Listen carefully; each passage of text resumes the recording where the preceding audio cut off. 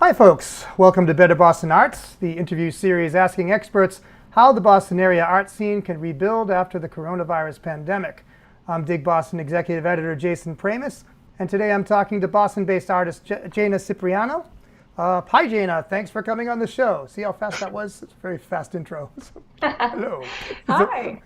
Yeah, thank you so much for having me, Jason. It's good to talk to you. Good to talk to you too. We've had occasion to do a little bit of work together as judges on the Somerville Arts Council thing a couple weeks ago, but we haven't ever met in person. We never worked together.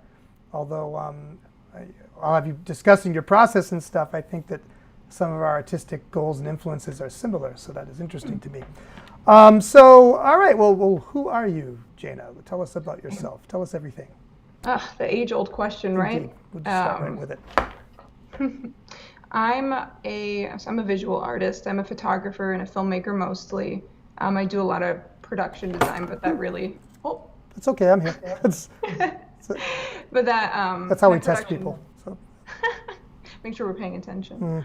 But yeah, my photographic work and my film work, I like to work in fabricated environments that I create.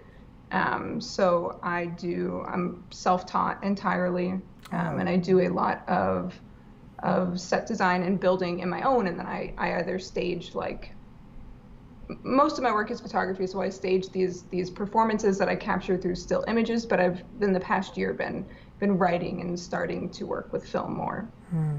Motion is tempting, I know. I'm also a photographer, and I've thought about doing what you're doing, but I've not really done it. So kudos to you. So then, what? Well, I mean, how did you get into the arts? Like I understand you're self-taught. I was wondering that because people, including me, will usually throw around art degrees here and there because it's all it is like a magic networking ticket. It's not like you necessarily know more in art school. If anything, I've had to forget pretty much everything I learned, in art school to like be a reasonable artist and a reasonable human being. But how did you get into it? Like what excited you about doing what you're doing in visual communication? Yeah, I mean, I think it's just always been a part of me. Like I was a child stealing my parents' Polaroid cameras, and like posing my younger brother against like wallpaper walls, holding vases and things like that, and I loved it. I loved holding a camera. I don't think it was until I was probably a teenager when I realized that it could be like a real thing and less of just like, I was always like the one who was taking photos on like family vacations and like hanging out with friends. But when I was 16 or 17, I was like, oh, there's an art form here that I could really work with. And I think that was when it really took off for me. Wow. And so where did you go from there then? For a long time, I thought I was going to be a documentary photographer. I felt that the process of exactly what I do now, like fabricating and creating worlds through like a medium that's supposed to be so truthful and like it can expose so much, it felt really fake to me. And so I stuck really close to like I'm only going to document that which I see around me. But that changed when I think the thing for me, what happened was I think my life changed a lot and my life started to feel a little bit out of control. Like early 20s, a lot of things were changing. And what a shock. Yeah. I know. And so in craving that control, I think creating my own spaces and working within them became like a really healthy way to explore that. Right. That's part of my life. And there's a long tradition of this kind of, set building and stuff in photography, and it's been very popular in contemporary art. Not so much now, which is interesting. I'm interested you're doing it now, but I think like 20 years ago, especially, like it was super big.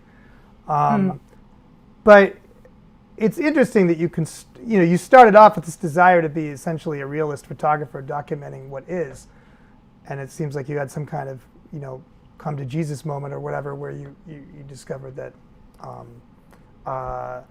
truth is malleable and truth kind of depends on your perspective and things that seem true are not. I mean, I'm a journalist, right? So I'm saying this as a journalist too. Like things that seem true can be false. So then one wonders, well, gee, I mean, because you've headed towards surrealism, right?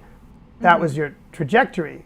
And I mean, it makes some sense in context with what you were doing before, because a lot of the surrealists were like socialists and stuff, and like they were very involved in like the reality of their day, right? If you're talking the 20s, 30s, stuff like that. A lot of them turned to psychology, psychoanalysis, and stuff like that when I think they found reality was not very satisfying, and that the movements that they thought were going to do really great things turned into their opposite, especially the communist experiment, right? But still, it's a kind of an unusual choice. So what are you doing with this turn to surrealism now?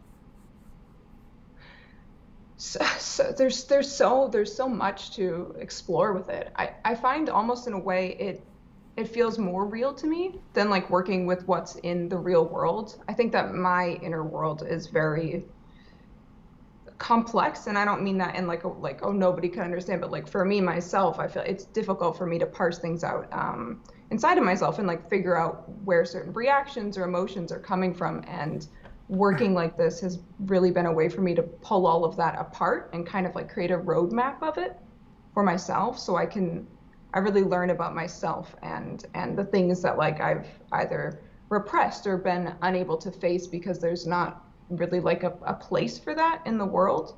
Like therapy is great, but sometimes it's difficult to talk about things that feel really like dramatic or big or explosive or just strange. Like I think we all have them, but there's not really a place to talk about them, except in art. I think art Well, is and current therapy is just like bang, bang, bang, get them out the door. Like here's 9 weeks of talk, or here's some meds. Bye bye. Yeah. Come back when you don't feel well again. It's like, whereas in the old days, you and me would have been in like analysis for 30 years. Like, it's like, and I know people that did very well with that kind of stuff. I wish it was affordable, but I mean, all right, but so seems like you're still dealing with reality to me, because everything we apprehend about the universe is through us. It's coming through us. So reality is for us within us. Yeah. It feels like those little like a refraction, like those rainbow, those pieces of like crystal where the sun comes in and like the rainbows come out. Yeah. It's like reality comes in and I make the art out of that. And you like light and color, I saw. I do. By just looking at your work, right? Very I exciting do. color. So what do you do? So what are your projects? Like what do what's up right now? Right now I'm doing a big transition to trying to make a living making art, so that This has is the kind problem, of pushed like all of the fun to the side a little bit, unfortunately. But I did this summer when we were all in lockdown. I did do like a new body of work called Empty Spaces, where I photographed myself exclusively in like a different like almost costumes. Like they were kind of like alter egos, because I didn't have access to my set building space, and I obviously didn't have access to people. Right. Well, right. So I worked on that. Yeah. Long lenses, but otherwise no. Yeah, I like to work so like intimately with people that I've done some shoots where I'm so far away, and it's different for me. Yeah. And you also have a film out, right? I do. Yeah, I do. It came out in October. We wrapped on it like 2 days before the lockdown, and then we edited through Zoom for 160 hours. Oh. It was excruciating. People complain about having like Zoom head, but you must have the ultimate Zoom head. It was with a good friend, so it wasn't too bad. But afterwards, I was like, I'm hiring an editor next time. I'm not I'm not doing this myself again. Yeah, build that into your grant, your grant applications, like editor. Right. And I've learned software myself mostly. Although I've taken some little adult ed courses and stuff like that. That I didn't do that in art school or whatever, because it was grad school and they don't offer that. But you picked this stuff up on your own too. You just like did it. Yeah, I try and find somebody in my life who's really good at it and kind of piggyback off them, because I'm not a computer person by any means. I'm much more of like a tangible. I work with my hands. I can like learn how to build something or fix something like mechanically, but when things are in a screen, I get a little lost. And did you work with film originally? I've worked with film. I guess not originally, but I worked with film a lot, and it just becomes expensive. And I mean film photos here, folks, for the viewing audience, just in case you know. We're talking about, on the one hand, filmic things, making movies. Okay, but so yeah, it is expensive. I mean, and you know, I certainly know what that's like. It's like, but I mean, you've mostly been doing this stuff in the digital age, I guess, and you Yeah. know, that does make things cheaper. So like, and I certainly, or not. I mean, like if you want to buy really nice computers and stuff, I know, just barely. You want so much gear. You could buy gear until you're out on the street, you know? I would. I mean, actually, if people couldn't see this. Well, let me try that. If I kind of turn the camera over there in the corner, next to the door there is 55 cameras. So yeah, you know, and these are all old. I buy them for $5 on eBay. Don't get too excited, you know. But like, I don't have a Leica or stuff. I don't even believe they're necessarily better cameras than what I found. But yeah, and some of those are digital, and it's been 3 or 4 years. I feel the need to have a newer camera now, and I can't afford Yeah. it. So, I know the feeling. yeah. So, well, plus I've mostly been doing the editor thing, and you know, I haven't been doing like any formal shoots or stuff like that, or even like formal street photography where I like go out purposefully to do something. But enough about me. And I'll ask you like for websites and stuff, you know, as we go along or at the end certainly, and we'll put stuff in the description for folks. But you know, you're free to talk more about what you're up to. But I mean, we can also kind of turn to the first of a couple of questions that we were going to discuss, that we've been discussing in this series. You know, if that's okay. Sure. So, well, there is one preliminary question I should ask. So, did you grow up around Boston or somewhere else?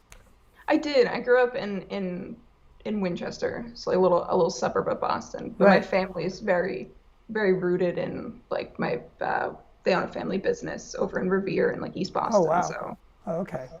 Yeah. Well, your name's Italian. That would kind of make sense. Like, not to put things on people. I mean, you could be, you know, Thai or something for all I know. But yeah. Okay. Cool. So yeah, and Winchester's just north of Boston for those folks who don't know, and north of where I'm sitting in Somerville.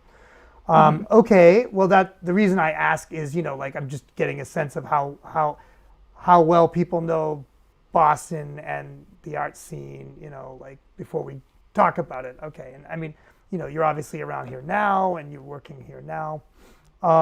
So you know, kind of the first big question is, you know, before the pandemic, what kinds of problems? And I mean, here I am asking about systemic problems, you know, political, economic, social, cultural, whatever.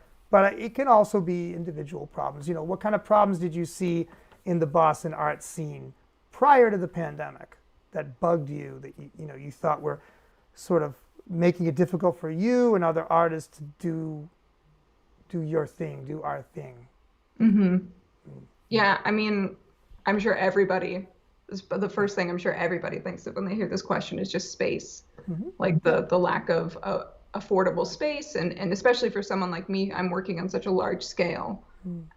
Being able to find space where I can be messy and loud and spread out for the long term without paying like rental fees of days upon days upon days, or being cramped up in like a tiny studio, which I am a bit right now. Right.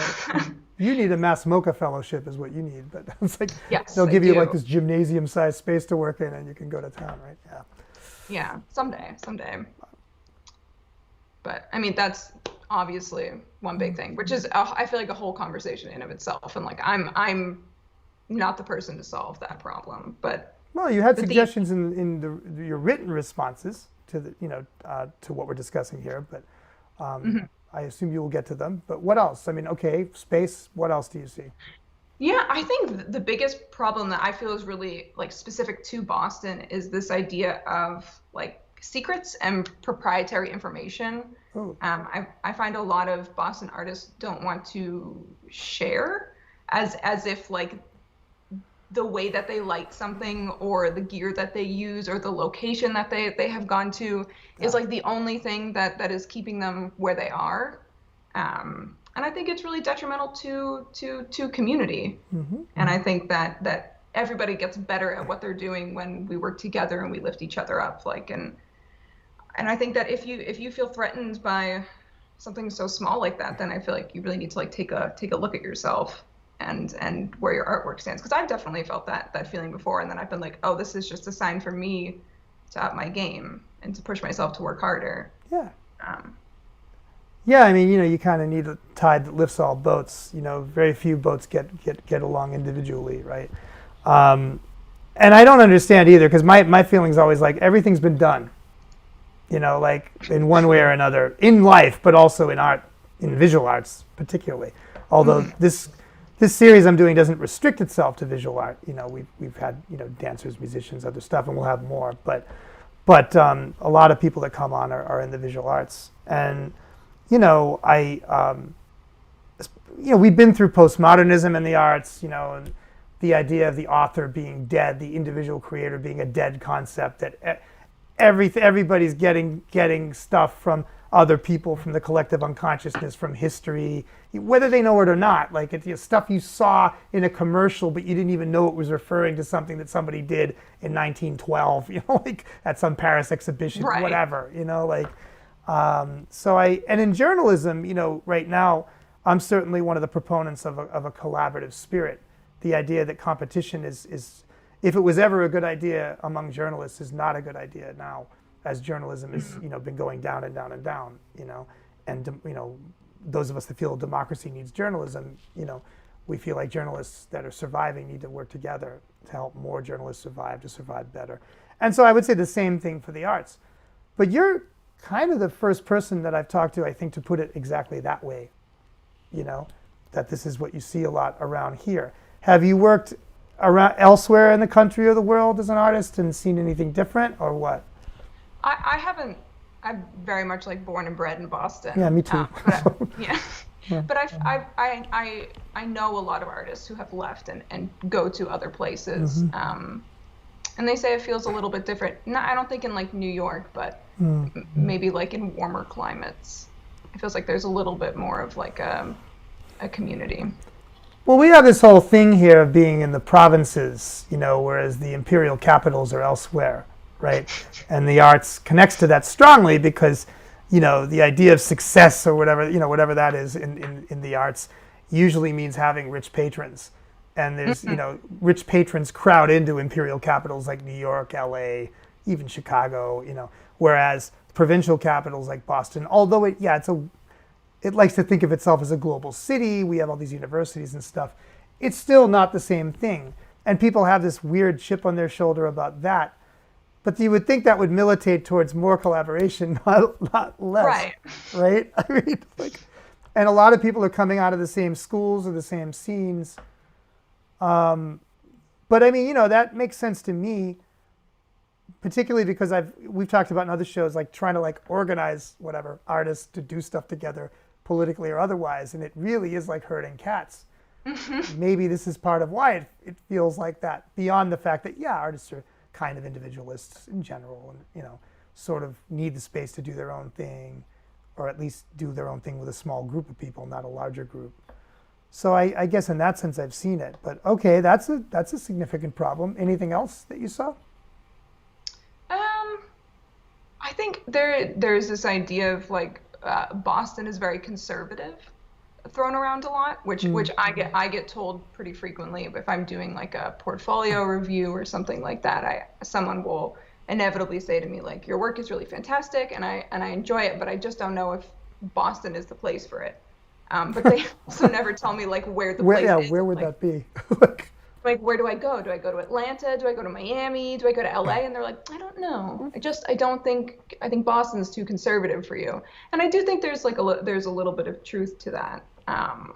But I also think that we hemorrhage artists through Boston to go to other places because I think they think the same thing. But I think that there is like a want in Boston for like weird out of the box art.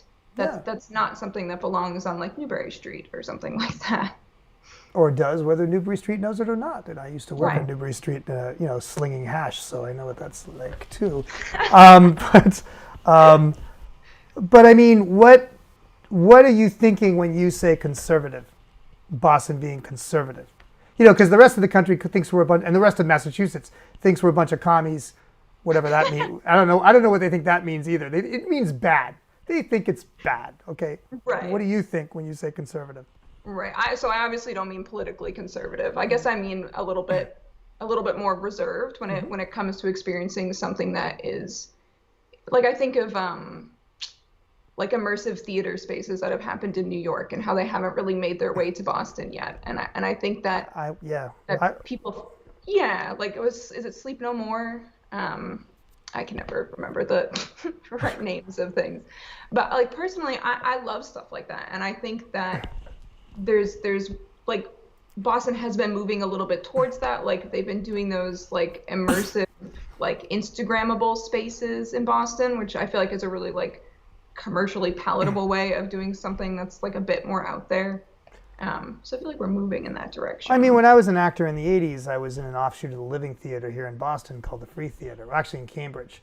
So it's not. This is not a new thing, you know. Like Right. it's, that was that I understand, right? I mean, that I experienced, you know, when I was much younger. I was like 19 or whatever, you know, and um,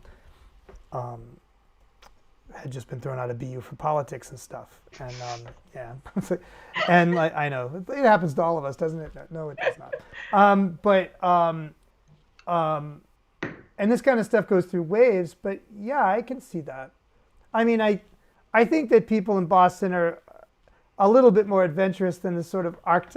You may have heard of this group of artists and academics that tried to figure out what people considered good art all over the U.S. And eventually, the collective vision of good art was a painting of a house and a river and a mountain. You know, so I think a lot of people in Boston are a little bit more adventurous than that. You know, but for certainly, yeah, immersive, emotive, savage, you know, theatrical experiences, for example, you know, where the audience is made into part of the production. It's been done here, but yeah, I don't see it here as much as I see it in places like New York, certainly, or even places like Buffalo. You know, I mean, there other regional capitals that are like probably where friends of yours are going. Friends of mine Right. are in those places too, or incipient imperial capitals like Houston. You know, there's I think quite a vibrant art scene. Different parts of Florida, like Tampa, you know, have very interesting art scenes. Richmond, Virginia, you know what I mean? Like, so it's yeah. So I can see that, and I can see it across a lot of different arts too. Um, I mean, what you know, usually I ask this later in the interview, but I mean, you know, why why do you think people in People Land should support much more experimental art? You know, much more dangerous art, art that might discomfort people strongly to the point of Yeah. psychological or even physical reaction. Because I think that's how we learn. Mm. I think that's how you can learn about yourself and the world and your place in the world. I think if you stay, art is a really cool way to make yourself uncomfortable and put yourself in like a strange situation where at the end of the night, you know, you get to go home like to your bed or to like your cat or whatever it is that makes you comfortable. Yeah. Although I guess I think about this a lot now, and I'm like, you know, I feel like now is not the time to be making viewers uncomfortable. Like I feel like the whole world is uncomfortable. So, but but I mean, I feel like the pandemic is a great place to learn about yourself, to learn like what you want, like what matters to you, like when the chips are really down, like how do you feel, what do you want, what do you need. Doesn't make it fun, No, I mean, but art it's typically, at least some art, always reflects what's going on, you know, and is right. a way, as you say, essentially, for people to help process stuff, you know, however they're going to process it. And yeah, I mean, I mean, there's really no way to not, although, well, there are ways to do art that seems completely oblivious to the pandemic and the situation, you know, caused by the pandemic. But in a way, isn't that also art about the pandemic? Everyone wants to not think about the friggin' pandemic. You know, we want to just Right. like like walk out of the house without a mask on, you know, like and like go places with other people, you know. Introverts paradise though, right? Huh? You know, like suddenly introverts are like, hey, we got the world we wanted finally. Yeah, but It's true. you know, but no, I mean, most people are doing stuff like obviously I do photography all the time, right? And I'm still shooting stuff, but and it's a very interesting record just looking at what I'm shooting during different times. And so in this time, I'm just shooting around where I live. And we moved during the pandemic, but I mean, now, as I say, I'm in Somerville instead of Cambridge, and where I'd been for a quarter century plus, and the way that I don't drive, my wife doesn't drive, so like the way we're physically constrained by all this because public transportation isn't safe, Right. We've managed to work from home, but it's easier for me because I run, my enterprise with my colleagues, and we're all working remotely. It's easier to do journalism remotely than something else, but it's still difficult. And like, there's just a lot to think about and a lot to try to reflect upon. So, like you, I do work about alienation and stuff, I think, and I just have a lot of shots of individuals in empty neighborhoods, and I guess what Roland Barthes would have called the punctum of the photo, the wound, is the mask, and the fact of the emptiness of what was recognizably a crowded space before the pandemic. So yeah. Anyway, yeah, all right, I suppose I might as well ask the second big question. So given the problems with space and conservative, kind of conservatism in the Boston area, to art and artists, what do you think, artists can do to solve those problems after the pandemic? And you'll notice I'm kind of skipping over the pandemic here, because I think that the sort of the great psychic chasm created by the pandemic, bridging that, getting through the crisis, separately and together, is causing a lot of us to think long and deep about a lot of stuff we might have avoided thinking about before. So I'm figuring we're learning something from all this. Maybe we can do something different. That's why I'm asking it this way. I'm not asking, what can we do during the pandemic? Well, we could all sit in our apartments and talk to each other through Zoom. How about that? So I don't know. Do you have any thoughts about that? I mean, that's such a big question. Yeah, I know. We get time. Good journalism, right? Maybe, or I don't know. Well, I think that, and I'm not a historian, I don't know, but I imagine that after this there will be some type of big art boom. I think people are so hungry for connection and for color and experience in life that people will just be craving it once it's safe, and we feel like we can really experience these things with others again. Like, I know it's something I miss tremendously. Yeah. So I think there's going to be a lot of space to do new things, to try new things. I'm very curious to see how like the boundaries of Boston's art scene change after this. Like, do we have new space for new experiments? Is this a time when artists who were unable to like get their voices heard, now things are so quiet, maybe they can come up with the rest of us? I don't know. We've lost space. The Yes. pandemic, just like we're losing newspapers more now, or news outlets more because of the pandemic, we're also losing art spaces which were already under threat and already going out of business or going under, whatever, Yeah. But on the other hand, commercial space is, like lease prices are dropping through the floor. There's just all these empty spaces, not just storefronts either, like industrial spaces. Like, when we look at like the period after deindustrialization in Boston, like in the 70s, there were all these old factory buildings. Artists moved in then and created live workspaces and stuff. The thing is, though, the same people are still in them, which, I don't want to throw old artists out of the spaces that they founded, of course, but there aren't more places for younger artists to go.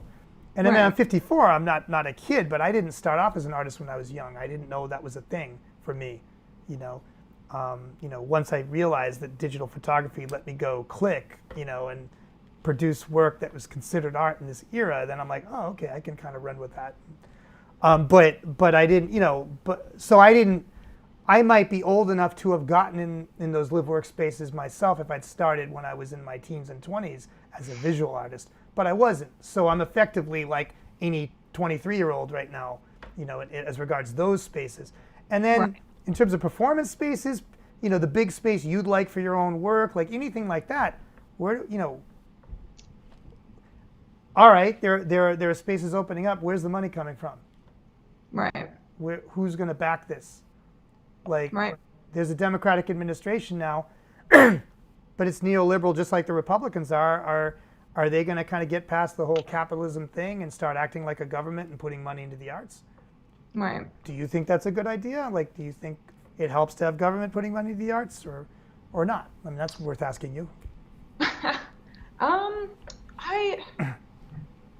It's a great question. I have been doing a lot of research this year into like where does arts funding come from, and like where is the grant money, and like who is supporting artists. And so far I have found, at least personally, like for me, it doesn't really feel like there's too many openings for me to like get in, personally. But it does seem like it's really helpful for some people. I feel like more than the government helping, because government help is always so like all over the place. Depends on who's in government. It's like, Right. yeah. I feel like it's just important to have conversations about just respecting artists as people who are working. I feel like artists work hard and deserve to live and to make money through the things that they create, especially if other people are enjoying them just as much as anyone who is baking bread or making vehicles or building homes. It's very similar. I mean, especially politics being what politics is. Like not all artists are friendly like bread and coffee and things like that. A lot of Right. artists are nasty like sulfuric acid, like and excrement, which has been thrown at canvases and at people as part of art, works. Like so. It's tricky to get people to feel that way when there's always going to be people objecting to things that people are doing, even things that a lot of us would consider to be prosaic, not a big deal, art showing two women in a relationship. Well, for some people, that's just like way out there, and they don't think government should be funding that by gum, But when you wrote, the stuff you wrote a few weeks ago now, because we had the kind of a winter break we being Dig and our nonprofit and stuff for a while. We were working, but we weren't putting out as much stuff. You were kind of talking about the importance of, I don't like to use DIY because it's overused, but people working together, and you've already said this now, more collectively to put shared spaces together, which I believe you are working on such a project right now. Is that right? Mm-hmm. Mm-hmm. Why don't you tell us about that? Yes, I am in the process of hopefully opening a new collaborative studio for filmmakers and photographers in the Boston area who want to do big productions. I have no studio space. That's why I'm like doing this. Yeah. So it's a big project, but I'm learning a lot, and we're slowly moving forward. What's involved with it? I just did a lot of market research, so I created a lot of really informative and long and annoying surveys, and then I spammed everybody I knew in the nicest way I possibly could to be like, please give me some information. And I got a lot of really great responses, and I learned a lot about the community and how I could help, and my hunch was right on, like the thing that I thought, because it's what I need space for. And I started out during the pandemic and was like, I'm going to find my own space.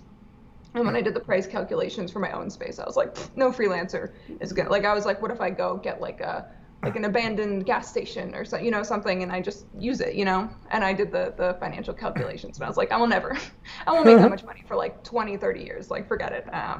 So I was like, if I'm having this problem, obviously I would imagine others are too. And I was correct. So if I'm going to solve the problem for myself, why not try and solve it for some other people along the way? How do you envision the space running? I imagine it running more like a business and less like a nonprofit. I think that nonprofits are fantastic. I don't claim to know enough about how they work. Oh, I can tell you stuff if you want to hear it. But, man, I do both. I do both for-profit, quote unquote, and nonprofit. Yeah. But I think that I would love to create a space that could really grow, and could really give, it could really grow, And so by working with other artists who are creating small businesses of their own, I think that would be a really viable way to keep a business growing and expanding, and because as sad as it is, I don't think that it's I don't want to just go out and be asking for money for the arts like Right. I see so many people doing, which there's no shade there at all, but it just I want something that can really grow, that can get big. Yeah. And I mean, do you think it's going to run like WeWork? Is that the kind of model you're thinking about? Like A one of little the bit, yeah. yeah. A little bit, something similarly, yeah. There's going to be a common area. There's going to be smaller spaces, and there'll be different membership levels. Right. More some like long-term spaces, some short-term spaces, yeah. Any luck finding physical space for this during the pandemic, or I'm not quite there yet, so yeah? I just finished the market research, which helped me figure out like what the space would need to look like. So now I'm able to like go out and look and see what types of spaces exist. Do you have business background and stuff that you're going to lean on to like do this stuff? Not really, no. Cool. It definitely runs in like my family's blood, so I've watched a lot of So yes, business things in my life, but I did not go to business school. No, but you well, can. no, I don't mean that at all. But I mean, could you will your family help you out? Are they giving you advice? I haven't told them yet. So. Oh, okay, well, we'll see. We'll just stick We'll a see. pin in that one. You can come back and do, daughter of Jaina Cipriano interview. Like so, Jaina Cipriano part 2. Perfect. The reckoning. Yeah. And do you think that? Well, we've had spaces like this in Boston, and we've recently lost one or two of them already. That were on a commercial model more or less, that had basically individual artists as businesses, working together, and for like 20 years, 30 years, and they've gone under now, or their fate is unclear. But do you think that more of that in this era will result in a less conservative art scene in some way? Will that be a goal of that space, or are you not crossing those streams? I would be a little bit of a goal. I would like to see somewhere people could let loose a little bit. Most of the spaces that, like, as a filmmaker or photographer, that I would rent in Boston are just leaning much more towards the commercial world. So they're expensive, and they're like simple. They have like a big sick white wall, or gear rental and stuff like that, which is great. But there's nowhere I could go if I want to.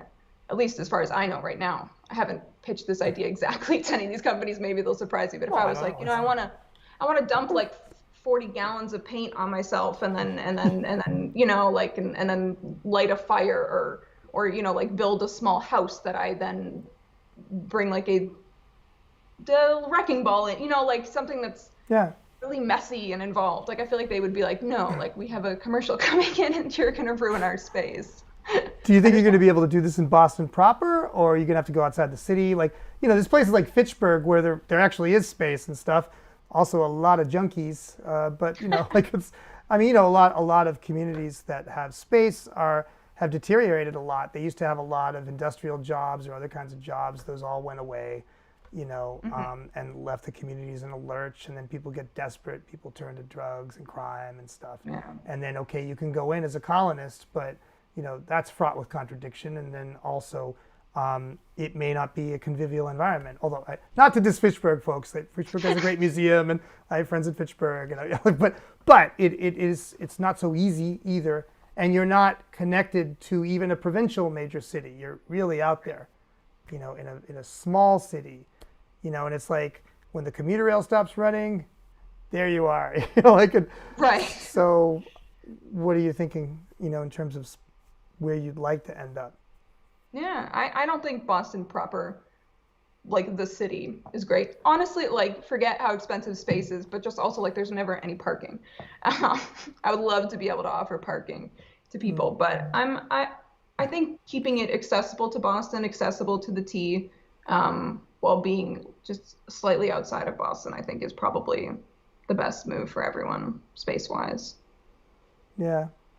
But And Fitchburg's far. I had some people who were like, go out to Worcester, go out, Western Mass, and I was like, yeah. that's a very different scene. Yeah. And it's there's cool people at all these places doing cool stuff, but it's mostly they bring their stuff into where more people are, and to some degree bring people out to where they are. But you're talking an hour commute easy, Right. if not more, especially if you're trying to take public transportation. So it's, yeah. I mean, I go back and forth on this myself, because I mean, one thing about working during a pandemic is, like my wife and I have realized like we could kind of be anywhere now. We don't Mm. really have to be here,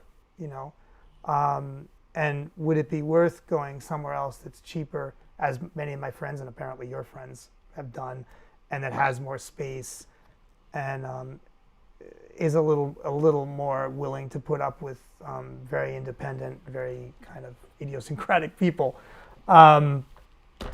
Is that the right move?